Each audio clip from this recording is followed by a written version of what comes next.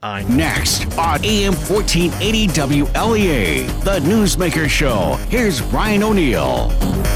And we're live on our Newsmaker line this morning, as always on a Tuesday, with Alfred University history professor, Dr. Gary Ostrower. Dr. Ostrower, thanks for joining us. Hey, so good to be back in this area. I was away for 1 week. Well, Dr. Ostrower, wanted to start out... Before we get to current events, you wrote an article recently where you referenced this show, and you you go ahead and tell us about the article. Hey, Brian, if I can just indulge myself in one way, before I get to that, there is a music festival at Alfred University this entire week. It's called Mozart's. Kind of a takeoff on on Wolfgang Amadeus Mozart. And it is a series of concerts, evening concerts every night except for tomorrow night, Wednesday night. Those concerts do require a ticket. It involves a 40 to 50-person orchestra from musicians all around the United States. They are very, very good. I mean, really outstandingly good. And then there are free concerts every day at Harder Hall on Alfred University campus, and those are usually chamber music kinds of concerts. It also involves a competition for young pianists. And these kids also come from all over, not just the United States, but North America.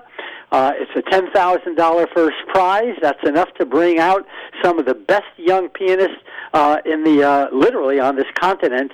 It's just an outstanding series, and it continues, I believe, through Saturday evening. If people enjoy music, I certainly recommend that they get themselves to Alfred University, certainly by this evening at 7. I believe they begin at 7:15 with a pre-concert talk. But you're asking about an op-ed. Yes, you wrote, I think it was in more than one publication, about comparisons between Trump and Nixon. Yeah, it came out of a discussion that you and I had after one of our programs, and the question was, you had asked me, do you think that Nixon was more dangerous than Trump? And the answer I gave was no, I think that Trump is indeed more dangerous than Nixon, and for a number of different reasons. And we ought to remember, of course, that Nixon was president from 1969 until he finally resigned from office in 1974. That was toward the end of the Vietnam War. A lot of other things were going on, including urban rioting in this country. President Nixon would be the second president ever to be impeached. The first was Andrew Johnson way back in the 19th century. When I say impeached, that doesn't mean removed from office. It means the yes, a lot of people would think that the word almost conveys that, impeachment. Yeah, and what it really means is impeachment involves a two-step process. The House of Representatives impeaches, and then the Senate, if the House does impeach by a majority vote, then there is a trial in the United States Senate, and that trial would have to involve a final decision by a two-thirds majority. President Andrew Johnson was impeached, and then he did go to trial, and by one single vote, he was not removed from office. The next time this kind of thing happened was in 1974 when President Nixon was impeached by the House of Representatives, by a very substantial majority of the House, but we never got to a Senate vote, and that is because a number of Republicans, led by Barry Goldwater, the conservative leader of the United States Senate during that period, saw the president in early August of 1974, and essentially they told him that those Republicans were going to join with the Democrats to convict him. That is to say, President Nixon had committed crimes. The most important of these was obstruction of justice, but there were a whole series of other crimes also that he had committed. It was crystal clear that he was guilty of these things, and the Senate, doing exactly what the Senate was designed to do by the founding fathers, had resolved to remove him from office. Before the final vote was taken, President Nixon simply resigned. He was the first president ever to leave office on his own volition, and that, as I say, was in August of 1974.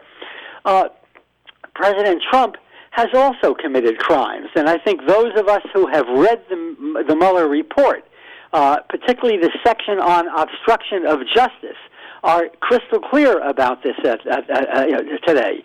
President Trump may say that the report exonerated him, but of course it did not exonerate him. As a matter of fact, Mueller had said in his report that if we found that the president did not commit these crimes, we would have said so. There's a similarity here. What's interesting to me is that the Republicans in the Senate today, and not just in the Senate, but in the House of Representatives as well, are not willing to do what the Republicans had done in 1974. And that itself probably deserves an entire program over here. But in either case, I think that there are a number of differences between Nixon on one hand and Trump on the other hand, and I would outline them in this way. President Nixon never tried to undermine the Constitution itself. He never sought, for instance, to undermine the principle of checks and balances in the way that President Trump has tried to do. President Nixon never sought to undermine the independence of the judiciary in the way in which that President Trump has done by attacking judges who have made rulings contrary to what he would have wished they had done. Secondly, President Nixon, who was very, very sensitive to criticism. He had a very thin skin. He certainly did not enjoy the press. He did not enjoy particular reporters. But he never called the press the enemy of the people. By calling the press the enemy of the people, President Trump, which he's done numerous times, I think, as most of us realize, he's really undermining the constitutional principle of a free press. He's undermining the First Amendment to the Constitution. And it's not simply that he calls the press the enemy of the people, calls, those newspapers which report on him, calls us fake news. Well, I recommend people take a look at those newspapers because they're certainly not reporting fake news. But he did something else which I think should give all of us pause, and that is that President Trump has repeatedly praised dictators like Russia's Putin, Turkey's Erdogan, certainly Bolsonaro in Brazil, and perhaps most importantly, the North Korean leader Kim Jong-un. There's something very, very weird about that, and I think something very, very ominous about that. And it's not only that President Trump, unlike Nixon, has praised these dictators, he has attacked genuine democratic leaders in countries like Canada and countries like Australia, and certainly in Germany. So, there's a difference, and I think that it's a very, very, the word I used a moment ago was ominous. There's another issue, and that is that while President Nixon was not a particularly, honest person, I mean, certainly one might argue that, most politicians at one point or another have not told us the truth. President Trump has told us either lies or misleading statements over 11,000 times, since he became president. The Washington Post keeps a very, very careful record of this kind of thing. And you cannot have a democracy. You simply cannot have a democracy when a leader is not as, when a leader does that sort of thing.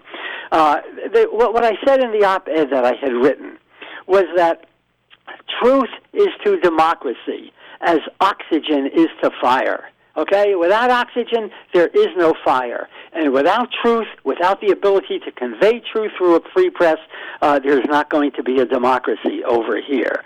And so, there are a whole series of other things that I could list. I don't want to, spend too much time on this, other than to say that I think that, you have in President Trump someone who is, in a very literal way, threatening the terms of the constitutional republic, the terms of constitutional government in this country. He does not respect the rule of law. He has never, to my knowledge, read the Constitution. He talks about his favorite part of the Constitution being Article 12, and I think most of us know there is no such thing as Article 12 in the Constitution. I think we have plenty to be concerned about. talking to Dr. Gary Ostrower here on the Newsmaker Show. Gary, I don't usually do this, but do you mind if I say why I think Nixon is worse? Sure. I'm reading from NBCNews.com here, and this Associated Press has this. This is on a lot of mainstream media publications. It's an article by Michael Isikoff quoting a journalism professor, Mark Feldstein, and it's about Nixon talking to the White House plumbers, as they call them, E. Howard Hunt and G. Gordon Liddy, and they came up with a plan to, and this is in the early 70s, put LSD on journalist Jack Anderson's steering wheel in hopes that he would start having hallucinations, have a crash, and then afterwards they were going to put it out in the news. And this would have been a smear in the 1970s. This wasn't. You have to remember what the times were like.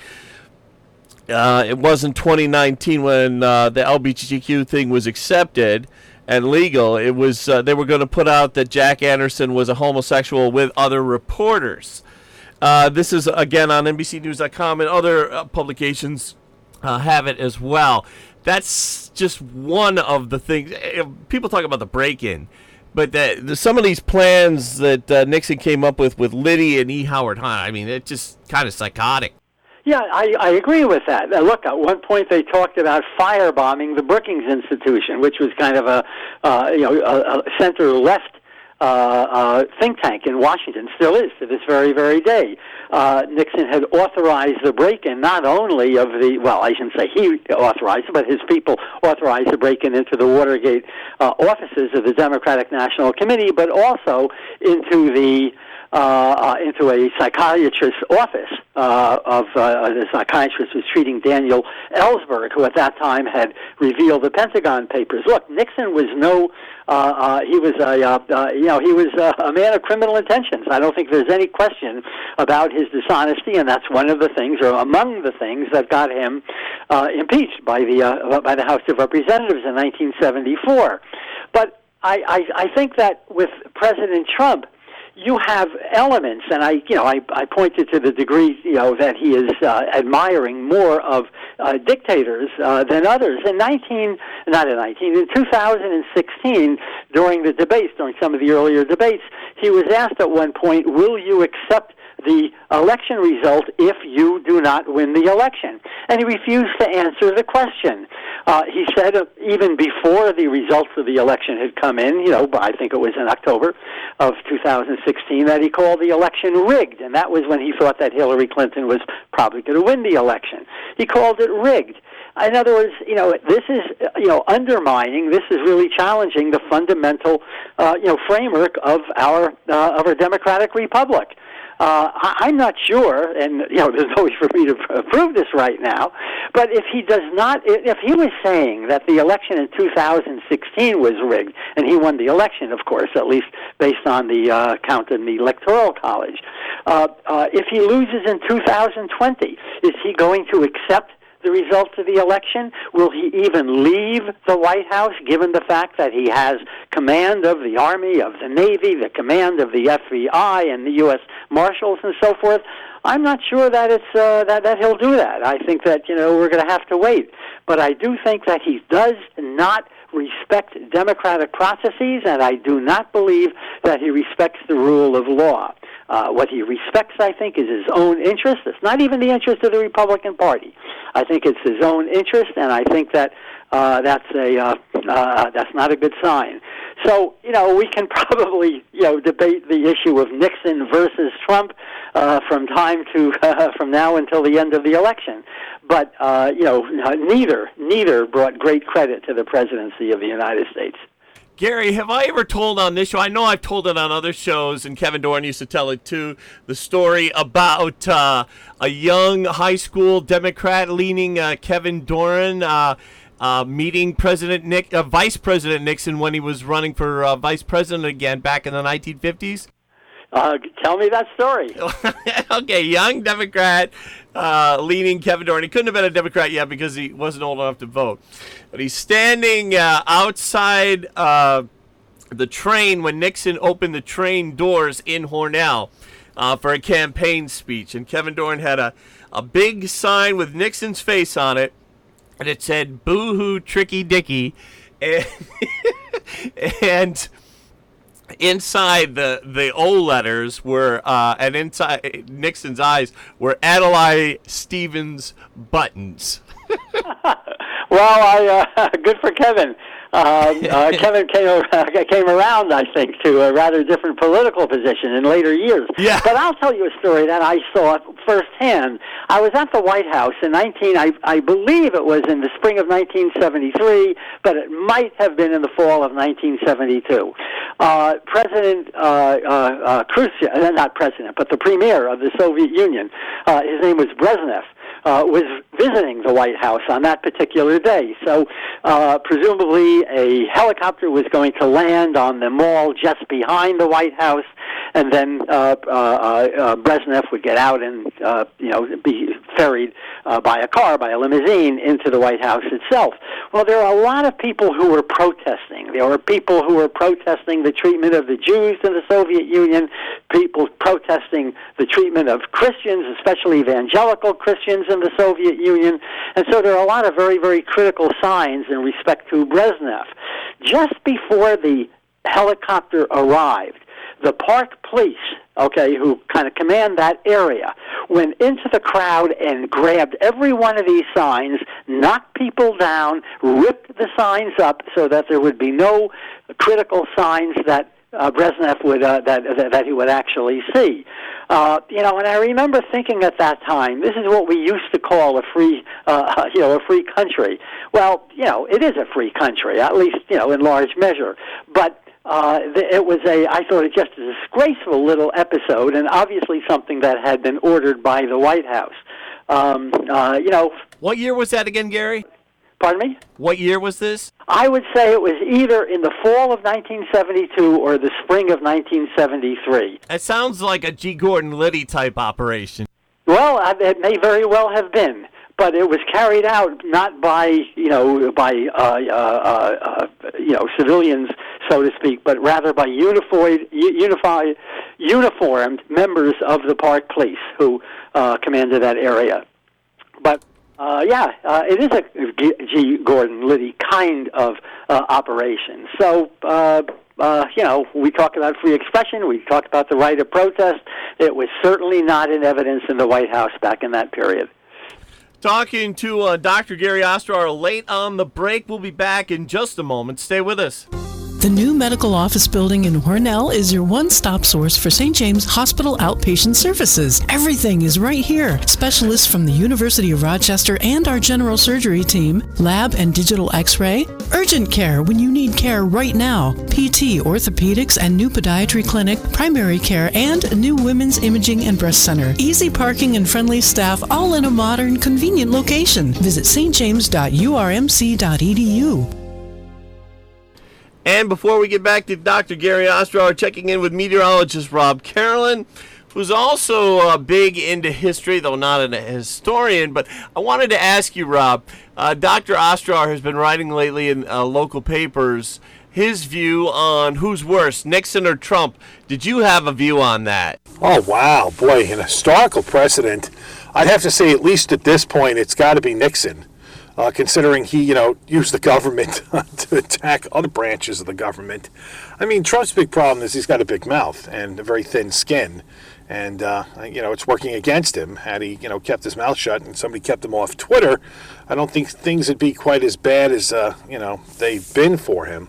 But that would be my, 2 cents on that from a historical perspective. And see what he pulls over the next 2 years. Could he end up being worse than Nixon? Sure, he could end up being better than Nixon. We'll see. Brian, one of the things I wanted to talk about this morning is a little bit of haze in the air overhead of the southern tier this morning. And it is due to some smoke. We've got some wildfires that are burning in western Ontario. Jet stream is kind of taking that smoke, bringing it southward down across the Great Lakes, and then moving it across western and central New York, then down off the coast Coast through New Jersey and Delaware this morning. So the sky's going to have a milky, hazy quality to it today, and it's due to that smoke. We'll have sunshine through it. Temperatures today, they're going to get up to about 85. Sunrise earlier this morning was at 5:43. Sun will set tonight at 8:48. We have clear weather overhead tonight. Stars may be a little bit hard to see due to that smoke moving overhead tonight, 60 to 65. Tomorrow, partly sunny, hazy. Maybe a late day shower or thunderstorm. It does become more humid, 85 to 90. Shower or thunderstorm possible tomorrow night, lows near 70. Thursday, clouds, scattered showers and storms, 80 to 85. Turning cooler and drier by Friday, Brian. Thank you, Rob. Back with Dr. Gary Ostrower. Hope we're not ganging up on you on our views there that Trump and Nixon, Dr. Ostrower. Did want to get your thoughts, and we were talking about this a little bit during the break, about the soccer team. Well, women's soccer has come of age, I think, and it really began way back in 1999 with the World Cup. This is a phenomenon. The American team was not only the best team in the tournament. In fact, I guess that the substitutes for the American team might have also been the best team in the tournament. But Megan Rapinoe, we've all known that name at this point. You know, she was the purple-haired star of that team, has brought attention not only to soccer, but to the issue of gender equality, of LGBT rights and so forth. Of protests. She's been in a quarrel with President Trump at this point, and she's using her fame as a platform. And I think that in a way the entire team is doing that. The team is demanding equal pay with the men, and it would appear that they probably deserve it at this point. If I'm not mistaken, the kitty, that is, the amount of money available to the winning teams, men versus women, in the World Cup, is that the men get 13 times more money than do the women. Well, on Sunday, we saw 60,000 people, those of us who were watching the game, who were filling every single seat in that stadium in Paris, watching the women. And I think that we're going to see a lot more of this kind of excitement and this kind of equality, and I would hope that it's going to translate into, equal pay for what clearly is equal work. I may be wrong about that, but stay tuned. In either case, women's soccer, I think, is. I find women's soccer to be in some ways every bit as interesting as men's soccer, and I can't say that about women's tennis. I can't say that about women's basketball, but at least from my own perspective, women's soccer is about as exciting as it comes right now. With that, we have to leave it. Dr. Ostrower, as always, thanks for joining us. Well, thank you very much for having me here today.